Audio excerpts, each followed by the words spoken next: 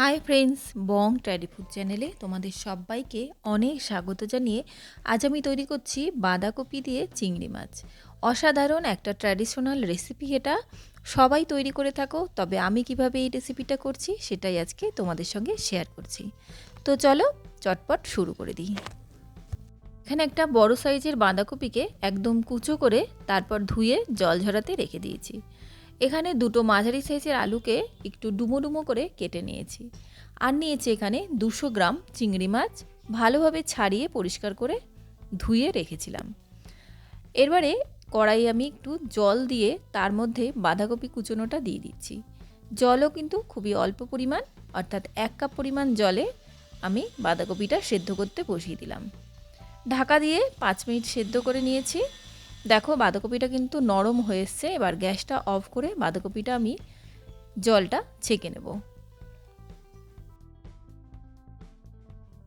এদিকে কড়াইতে তেল গরম বসিয়ে দিয়েছি, সর্ষের তেল। আমি এখানে 3 টেবিল স্পুন মতো সর্ষের তেল গরম করে নিলাম। তারপর তেলের মধ্যে দিয়ে দিচ্ছি কেটে রাখা আলু।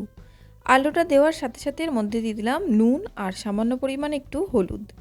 নুন হলুদ দিয়ে আলুটা ভেজে নিলে খুব তাড়াতাড়ি ভাজা হয়ে যায় আর আলুটা নরমও হয়ে আসে নুনটা দেওয়ার ফলে। আলুটা ভালোভাবে ভাজা হয়ে গেছে। এবার আলুটা আমি তুলে নিচ্ছি কড়াই থেকে। এবারে চিংড়ি মাছের মধ্যে দিয়ে দিচ্ছি সামান্য একটু নুন আর হলুদ।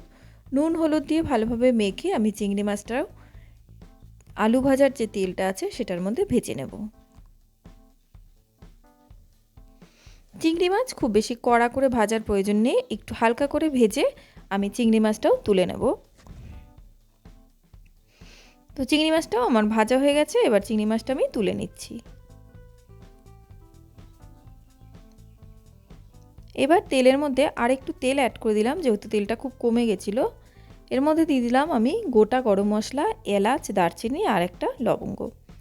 এরপর এর মধ্যে আমি দিয়ে দিচ্ছি পেঁয়াজ, আদা আর রসুনের পেস্ট। এখানে আমি একটা বড় সাইজের পেঁয়াজ, হাফ ইঞ্চি সাইজের আদা আর 3-4 কোয়া রসুন আমি একটু পেস্ট করে নিয়েছিলাম মিক্সিতে একসাথে, সেটা এর মধ্যে আমি দিয়ে দিলাম। দিয়ে ভালোভাবে আমাদের এটা একটু কষিয়ে নিতে হবে। কষানোর সময় এর মধ্যে দিয়ে দিচ্ছি আন্দাজ মতো নুন। নুনটা দিয়ে কষালে পরে মশলাটা পুড়ে যায় না আর ভালোভাবে ভাজাও হয়ে আসে তাড়াতাড়ি। দেখো তেল ছেড়ে এসছে মশলাটা থেকে, অর্থাৎ কষানোটা কিন্তু আমাদের হয়ে এসছে। এরপর এর মধ্যে আমি একটা মিডিয়াম সাইজের টমেটো কুচি দিয়ে দিলাম। তোমরা এখানে টমেটো পেস্টও ব্যবহার করতে পারো। তারপর দিয়ে দিলাম এর মধ্যে হলুদ গুঁড়ো। দেখো টমেটোটাও নরম হয়ে এসছে। আমি এর মধ্যে একটু সামান্য জল দিয়ে দিলাম যাতে মশলাটা পুড়ে না যায়।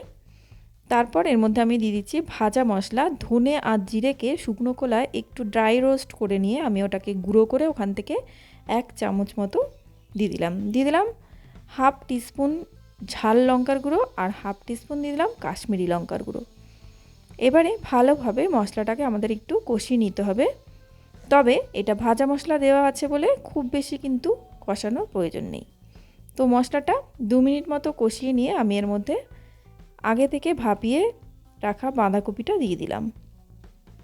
বাঁধাকপিটা দিয়ে মশলার সাথে ভালোভাবে একটু মিক্সড করে নিচ্ছি। তারপর এর মধ্যে দিয়ে দিচ্ছি ভেজে রাখা আলু।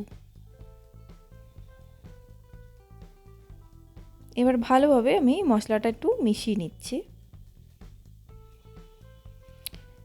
তার সাথে এর মধ্যে দিয়ে দিচ্ছি চিংড়ি মাছ। যেহেতু বাঁধাকপি আলু দুটোই হাফ সেদ্ধ করা আছে, তাই খুব বেশি কিন্তু সময় লাগবে না আমার এই রান্নাটা করতে।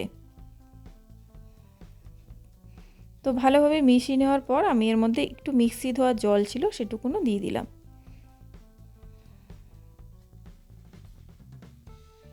আর দিয়ে দিচ্ছি এখানে হাফ টিস্পুন মতো চিনি।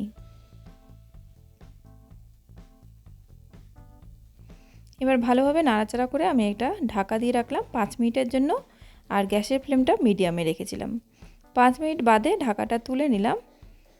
এবারে ভালোভাবে একটু নাড়াচাড়া করে যে জলটুকু আছে সেটা শুকিয়ে নিলেই কিন্তু আমাদের বাঁধাকপিটা একদম রেডি হয়ে যাবে।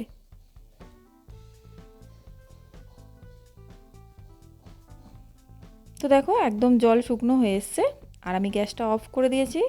এরপর তোমাদের পরিবেশন করে দেখাচ্ছি। চিংড়ি মাছ দিয়ে বাঁধাকপি খুব তাড়াতাড়ি রান্না হয়ে যায়। এইভাবে যদি বাঁধাকপি একটু সেদ্ধ করে নিয়ে রান্না করা যায় তাতে খুব ভালোভাবে রান্নাটা হয়ে যায়। তো আমার এই রেসিপিটা কেমন লাগলো আমাকে কমেন্ট বক্সে জানিও। ভালো লাগলে একটা লাইক করো, শেয়ার করো আর সাবস্ক্রাইব করে আমার পাশে থেকো।